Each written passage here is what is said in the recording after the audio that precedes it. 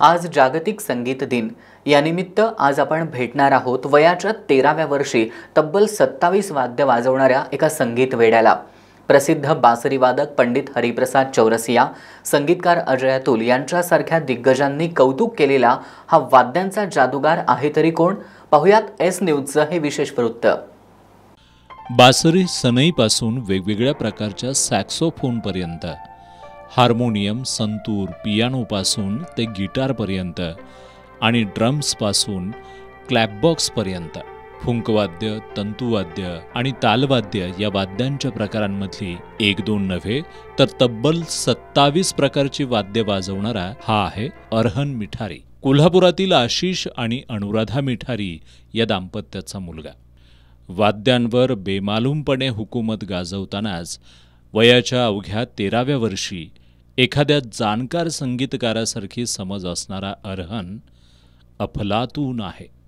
एका म्युझिक डायरेक्टरला आता एक गाणं कुठलं तर असेल, ते गाणं आपल्याला फक्त त्याचं व्होकल ऐकू येत असेल सामान्य माणसांना, पण जे मागं वाजते, स्ट्रिंग्स असेल, त्याचं स्नेअर असेल, सगळं असेल, ते मागचं ऐकायला आपल्याला यायला पाहिजे आणि ते आपल्याला कळायला पाहिजे ते काय आहे त्याचं। कलानगरी अशी ओळख असलेल्या कोल्हापूरच्या साईक्स एक्सटेन्शन परिसरात तो राहतोय। स्वतः संगीतात रमणाऱ्या आशिष यांना मात्र आपला मुलगा रायडर व्हावा असं वाटत होतं, पण नियतीला ते मान्य नव्हतं। एका अपघातानं आणि कोरोनानं नियतीला जे मान्य होतं तेच घडलं। कोरोना काळात घरीच असलेले आशिष सतत गायन आणि वादनाच्या क्षेत्रात नवनवीन प्रयोग करत होते। ते सगळं अरहन ऐकत होता, बघत होता। याच काळात त्याच्या हातात बासरी आली आणि त्याचं आयुष्यच बदलून गेलं। त्या लॉकडाऊनमध्ये माझी बाईक रेसिंगचं ॲक्सिडेंट झालेला, त्यामुळे माझं बंद झालेलं। मग त्या लॉकडाऊनमध्ये एक फ्ल्यूट होती आमच्याकडं, हे पप्पाने मला दिले। त्याच्या वयाच्या 9व्या वर्षी म्हणजे कोविडची टाईम ॲप्रॉक्सिमेट आपण म्हणू शकतो की 4-5 वर्षापूर्वीचा हा काळ असेल, तर त्याला थोडा इंटरेस्ट डेव्हलप व्हायला लागला त्याच्यामध्ये। आणि योगायोगाने त्याला विचारलं, बाबा तू काय इन्स्ट्रुमेंट प्ले करणार? तर तो म्हटला, तुमच्याकडे तुम्ही जसे सगळे इन्स्ट्रुमेंट्स प्ले करतात तसे मी सगळे इन्स्ट्रुमेंट्स प्ले करणार।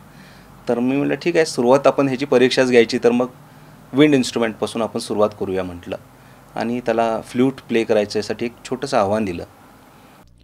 अरहनला वडिलांकडून मिळालेलं बाळकडू पुढे त्याला संगीताची आवड जोपासायला उपयोगी पडू लागलं। तो खूप लहान होता, बाळ होता, त्यावेळी त्यांनी रोज त्याला झोपवायचे, मग त्यावेळी अंगाई वगैरे म्हणायचे, गाणे म्हणायचे आणि त्याच्या डोक्यावर कायम त्यांनी असं ताल पकडायचे। मग तो खूप म्हणजे थोडासा मोठा झाला त्यावेळी त्याला पण म्हणजे गाणं लागलं ना त्याला एकदम आवडायचं, पायाचे ताल पकडायचा, हाताचे ताल पकडायचं। त्यावेळी आमच्या लक्षात आलं की हा त्याला संगीत हे आवडते म्हणून। बासरी वादनापासून अरहनचा प्रवास सुरू झाला। पुढे त्याला सॅक्सोफोन या वाद्याचं आकर्षण वाटू लागलं। त्यानं वडिलांकडे सॅक्सोफोन घेऊन देण्याची इच्छा व्यक्त केली। लाखाच्या घरात किंमत असलेलं हे वाद्य घेण्याबाबत वडील आशिष साशंक होते, पण त्यांनी धाडस करून सॅक्सोफोन घेतला। अरहनला ते स्वतः तो वाजवायला शिकवू लागले। अरहन वडिलांच्या मार्गदर्शनाखाली तयार होऊ लागला। संगीत क्षेत्रातील देशपातळीवरील स्पर्धांमधून तो चमकू लागला आणि वडिलांमध्येही त्याच्यामधल्या कलाकाराला आकार देण्याचा विश्वास अधिकाधिक दृढ होऊ लागला। आणि फटाडोस इंटरस्कूल कॉम्पिटिशनची एक मोठी कॉम्पिटिशन असते जी भारतात सगळ्या स्टेट्समध्ये होते। सलग त्याने 3 वर्ष त्याने त्या कॉम्पिटिशनमध्ये रनरअप आणि फर्स्ट प्राईज पटकवलं।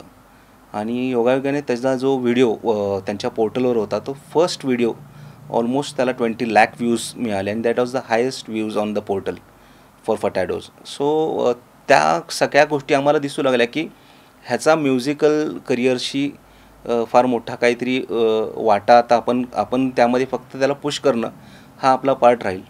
अरहननं सहभाग घेतलेल्या एका स्पर्धेसाठी पंडित हरिप्रसाद चौरसिया परीक्षक होते। त्यांनी अरहनबद्दल काढलेले गौरवोद्गार अरहनबरोबरच त्याच्या आईवडिलांना बळ देणारे ठरले। आणि त्याला पहिली कौतुकाची थाप म्हणतो ना आपण की ती पंडित हरिप्रसाद चौरसियाजी यांच्याकडून मिळण्याची त्याची सुरुवातीची ती उर्मी त्याच्या अंगामध्ये जागृत झाली आणि ती कला त्याने अगदी म्हणतो ना की त्यांच्याकडूनची पोचपावती अशी होती की इतका अवघड इन्स्ट्रुमेंट ज्याला ब्रीदिंग खूप लागतं आणि तू अगदी सहजरित्या हे इन्स्ट्रुमेंट प्ले करतो आहेस आणि माझे खूप खूप आशीर्वाद तुला, तू मोठा कलाकार होणार ह्यात काहीच शंका नाही. त्याची उर्मी आणि तीच म्हणतो ना आपण एक शाबासकीची थाप ती त्याच्या आयुष्यामध्ये काहीतरी करण्यासाठी पुन्हा प्रेरणा देऊ लागली.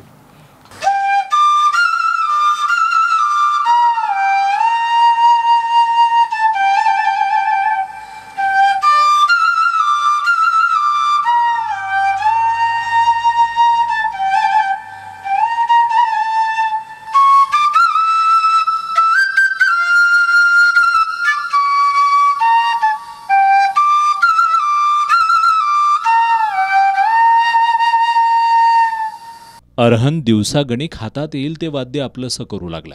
AR रेहमान यांचे ड्रमर शिवमणी, बासरीवादक नवीन कुमार यांच्यासारख्या दिग्गजांनी त्याचं तोंड भरून कौतुक केलंय.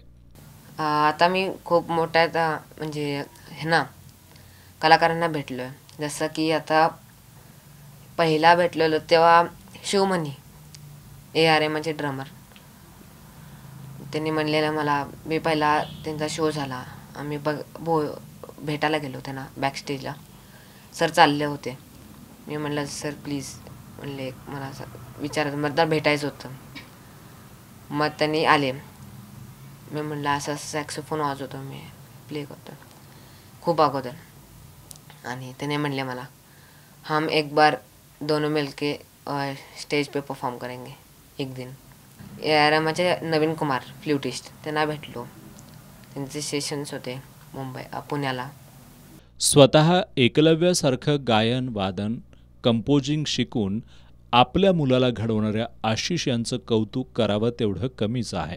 अरहन ज्या फुंकवाद्यांचा विशेष चाहता आहे ती बहुतेक सर्व वाद्य परदेशी बनावटीची आणि महागडी आहेत, पण ती विकत घ्यायची, अरहनच्या हातात विश्वासानं द्यायची, ती वाजवण्याचं शिक्षण द्यायचं, हे सगळं करताना आशिष आणि अरहन यांच्यामध्ये बाप लेकाच्या पलीकडं एक मित्रत्वाचं नातं निर्माण झालंय.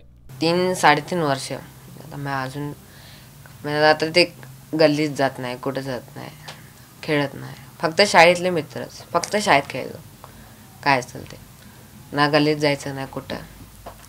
आणि पप्पा माझे मित्र आहेत.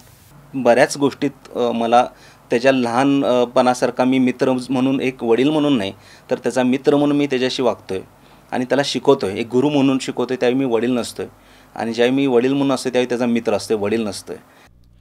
अरहनला एक उत्कृष्ट संगीतकार बनवण्याचा ध्यास घेतलेले आशिष त्याला घडवण्यासाठी आपला पूर्ण वेळ देत सगळं कौशल्यपणाला लावतात.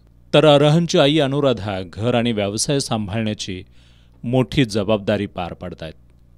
आणि माझी मम्मा पण आता दररोज माझ्यासाठी ती शॉपमध्ये जाऊन बसते दुकानात आणि ती घर सांभाळते. त्याचं जर कला बघितल्यावर असं वाटतं की हा म्हणजे 100% काही ना काहीतरी करून दाखवणार, तेवढी त्याची कला, तो त्याच्यासाठी कष्ट पण करतं. जेव्हा संपूर्ण कुटुंब एक स्वप्न उराशी बाळगून वाटचाल करत असतं त्यावेळी त्यांच्या धडपडीला नियतीसुद्धा साथ देते. अरहननं प्रसिद्ध संगीतकार अजय अतुल यांचं बेसुरे हे गाणं सॅक्सोफोनवर वाजवलंय. त्याचा व्हिडिओ संवेदनशील अभिनेता जितेंद्र जोशी यांच्यापर्यंत पोहोचला. त्यांनी तो अजय यांच्यापर्यंत पोहोचवला. वाद्यमेळ उत्तम जमल्यानंतर गाणं जसं उत्तम होतं तसंच काहीसं अरहन बाबतीत घडलं. अरहनला घडवताना आशिष यांना सतत वाटत राहायचं त्याला एकदा अजय अतुल यांना भेटण्याची संधी मिळायला हवी. आणि जितेंद्र जोशींकडून मिळालेला व्हिडिओ बघून संगीतकार अजय यांनाही या 13व्या वर्षी अफलातून सॅक्सोफोन वाजवणाऱ्या पोराला भेटायचं होतं.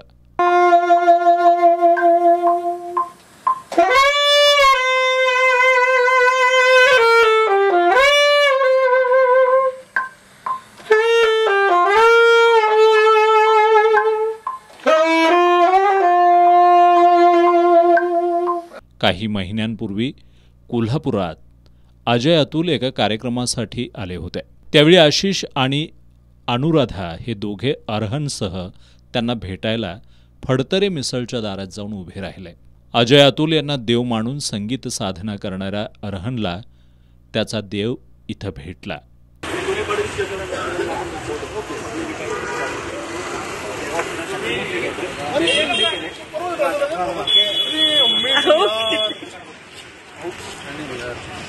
अजय गोगावले तर कोल्हापुरात येतानाच ठरवून आले होते. कोल्हापुरातल्या कार्यक्रमात ते सॅक्सोफोनवर बेसुरी वाजवलेला मुलगा आलाय का अशी विचारणा जाहीरपणे करणार होते. पण फडतरे मिसळच्या दारातच अरहनच्या आयुष्याला एक वळण देणारी ती भेट घडली. मी तू भेटला नसताना मी स्टेजवर सांगणार होतो तो मुलगा कोण आहे त्याने येऊन स्टेजला भेटा मला. त्या भेटीवेळी अजय अतुल यांनी अरहन बरोबरच त्याला घडवणारे त्याचे वडील आशिष यांचं विशेष कौतुक केलं. त्यांनी त्या दिवशी अरहनला कार्यक्रमात सॅक्सोफोन वाजवण्याची संधी द्यायचं सुद्धा निश्चित केलं. पण वेळेअभावी अरहनला त्यावेळी परफॉर्म करता आलं नाही. कार्यक्रम झाल्यानंतर अजय यांनी अरहनला पोटाशी कवटाळत त्याला पुन्हा संधी देण्याचं कबूल केलं.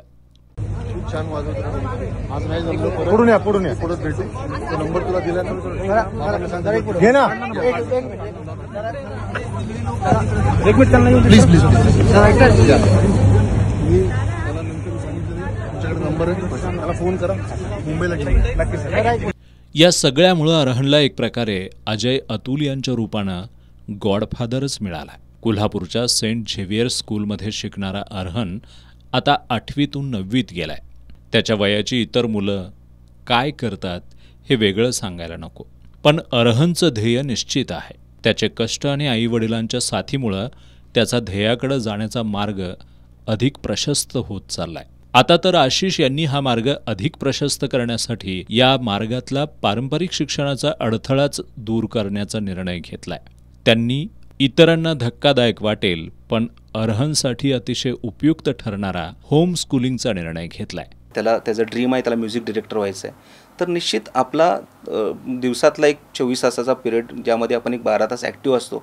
2 तास मला वाटतं अभ्यासासाठी आणि 10 तासातले 7 तास जरी एक्झॅक्टली आपण कन्सिडर केले की तो म्युझिक करेल तर 100% त्याची physical health mental health strong राहील आणि तो त्यातून नक्की सक्सेसफुल राहील एवढीच खात्री मला वाटते. तर आम्ही त्या पद्धतीने वाटचाल करतोय. आशिषनी त्यांच्या मुलामधली ऊर्जा नेमकी कशात आहे हे ओळखलंय.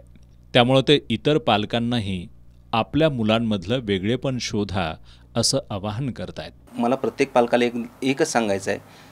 एक जन्म मिळतो आपल्या आयुष्यामध्ये आणि तो जन्म जर का तो कधी सार्थक होतो ज्यावेळी तुम्ही तुमच्या पॅशनवर तुम्हाला जगता आलं किंवा तुम्हाला ज्या तुमच्या इंटरेस्टच्या लायकिंगच्या कॉर्नरमध्ये तुम्ही लाईफमध्ये काय एक्सपर्टीजमध्ये करू शकत असाल तर तुमचं लाईफ फुलफिलमेंटला आहे. अरहनच्या नशिबानं त्याचे वडीलच त्याला गुरु म्हणून लाभलेत. त्यांच्याकडून वादनातले बारकावे समजून घेत त्याला तंत्रज्ञानाची जोड देणाऱ्या अरहनला स्वतःला या क्षेत्रातला आदर्श बनायचा आहे. मी कोणाकडं होणार नाही. मला सगळे बघून माझ्यासारखं वाजवायला पाहिजे हे माझी इच्छा आहे. माझी स्टाईल माझं प्लेईंग माझं बघून म्हणजे स्वतःची पर्सनॅलिटी डेव्हलप करायला पाहिजे आपण. आता RD बर्मन आता अरहन मिठारी हे व्हायला पाहिजे नाव इंडस्ट्रीमध्ये. त्याचं हे स्वप्नच त्याच्यामधल्या प्रगल्भतेची प्रचिती देणार आहे. अरहनच्या या स्वप्नपूर्तीसाठी त्याचे आईवडील सुद्धा अपार मेहनत घेत आहेत.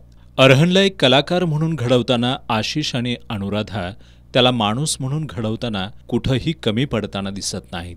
अरहन कलेच्या प्रांतातलं शाश्वत ज्ञान घेऊन काळाबरोबर चालणारं चिरकाल टिकणारं स्वतःला आनंद देतानाच रसिकांना भावणारं संगीत निर्माण करत राहील यात शंका नाही. आज जागतिक संगीत दिनाच्या निमित्तानं अरहनला संगीत क्षेत्रात सर्वोत्तम कामगिरी करण्यासाठी एस न्यूजच्या शुभेच्छा.